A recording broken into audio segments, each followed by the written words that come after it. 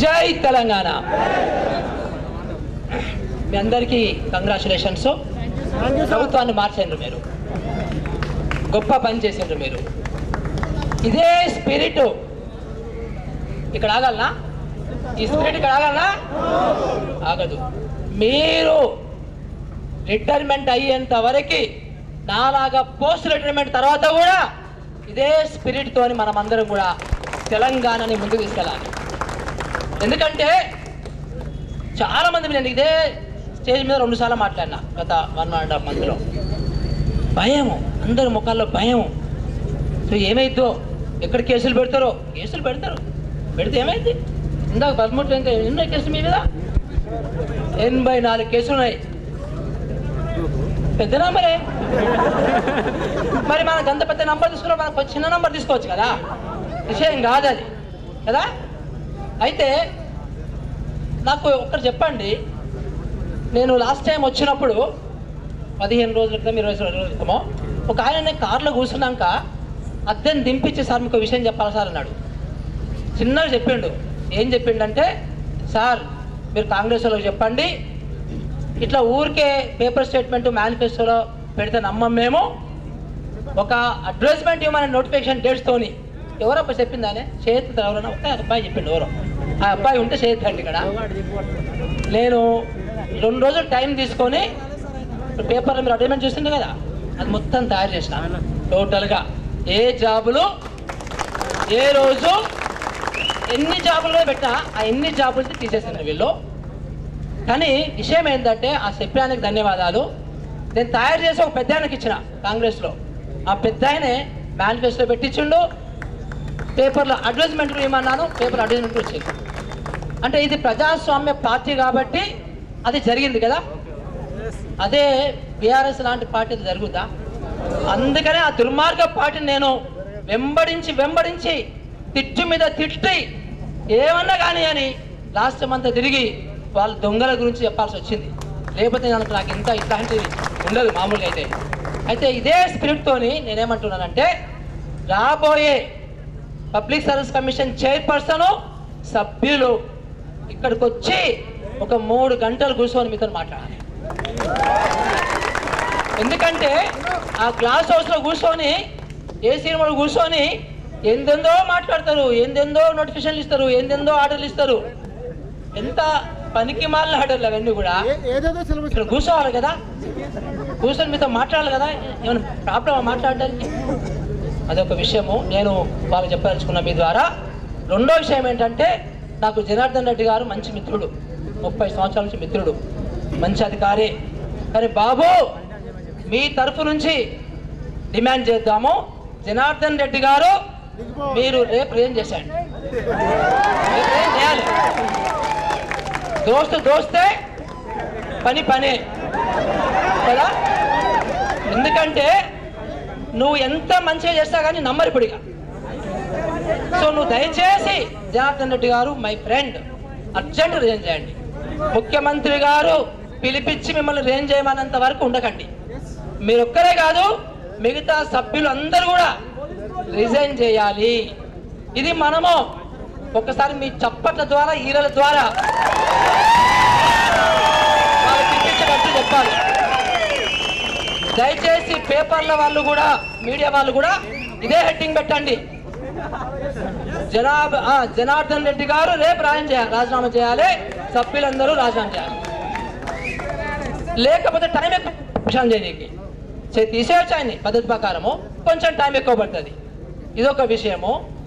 ఇంకొక విషయం చూడండి, మీరు ఈ దుర్మార్గులు ఎవరు? దుర్మార్గులు కేసీఆర్ అండ్ కొడుకు. ఎంత దుర్మార్గులు అంటే, వాళ్ళ మేనిఫెస్టోలో మన గురించి పెట్టలే. గమనించండి మీరు, ఎంత సిగ్గులేనితనం అది, ఎంత మూర్ఖత్వం అది. ఇంకా జోక్ ఏంటంటే, ఎలక్షన్స్ ఇంకా ఓటింగ్ ఇంకో 3 రోజులు ఉంది అనగా ఈ కేటీఆర్ మహానుభావుడు ఏమంటాడంటే, 3 తారీఖు కౌంటింగ్ అయిపోతే 4 తారీఖు అట సిక్కడపల్లికి వచ్చాట జాబ్ క్యాలెండర్ తయారు చేస్తాడట. సిగ్గుందా ఏమన్నా కేటీఆర్ నీకు? ఇంత పనికి మాలతనమా, ఇంత అబద్ధమా? ఇంత అసలు తెలంగాణోడినా? తెలంగాణోడికి సిగ్గు శరం ఉంటాయి, మానం మంచిగా ఒక మంచి డిగ్నిటీ ఉంటుంది. నీకు డిగ్నిటీ ఉన్నట్టు కనపడతలేదు. ఇంకో విషయం ఏంటంటే ఈ దొంగలు చాలా డేంజరస్ ఫెలోస్. ఎందుకంటే వాళ్ళు 39 వచ్చినాయి. సో ఇంకొక 10-15 కొనేస్తే అయిపోద్ది అనుకుంటారు వాళ్ళు. సో మనం అందరం జాగరూకమై ఉండాలి. ఎందుకంటే వీళ్ళ సంగతి మీ అందరికంటే నాకు బాగా తెలుసు.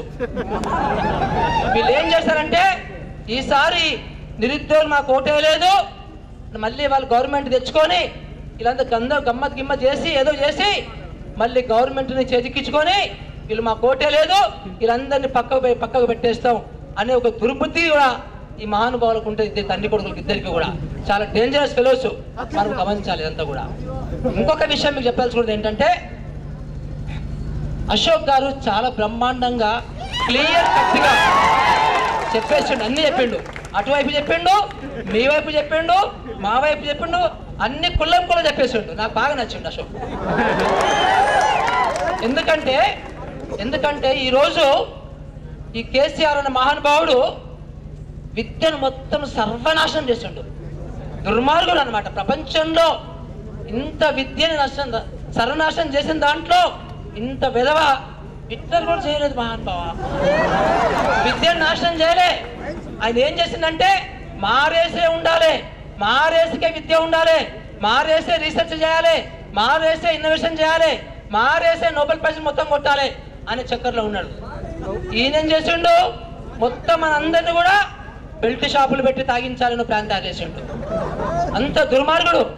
సో ఈరోజు ఆయన అశోక్ చెప్పింది చాలా కరెక్ట్. నేను కూడా ఎప్పుడు బాధపడుతుంటా, ఈ పిహెచ్డీలు పిచ్చి పిహెచ్డీలు, ఆ పిహెచ్డీలో సినాప్సిస్ చదివితే ఇంగ్లీష్ రాదు మన వాళ్ళకి, స్పెల్లింగులు రావు. ఒక ప్రిన్సిపల్ సెక్రటరీ నాకు చూపించిండు ఎడ్యుకేషన్ మన వాళ్ళ పిహెచ్డీ చూడండి అని. అంటే తప్పు కదా అది. అంటే మనము కూడా గట్టిగా ఉండాలి. ఇందాక చాలా కరెక్ట్ చెప్పాను, మనతోని చదివించే బాధ్యత కూడా ప్రభుత్వందే. పర్ఫెక్ట్, అది కరెక్ట్ అది. ఎందుకంటే నేనే ఒక వైస్ ఛాన్సలర్ అయితే, నేనే ఒక ఎడ్యుకేషన్ మినిస్టర్ అయితే వంగబెట్టి చదివిపిస్తా. పక్కా అది. ఎందుకంటే మన పిల్లల్ని ఎట్లా చదివిస్తామో, సొంత స్వార్థంగా చదివిస్తామో, తెలంగాణ పిల్లలందరూ కూడా మన పిల్లలు అనుకోవాలి కదా.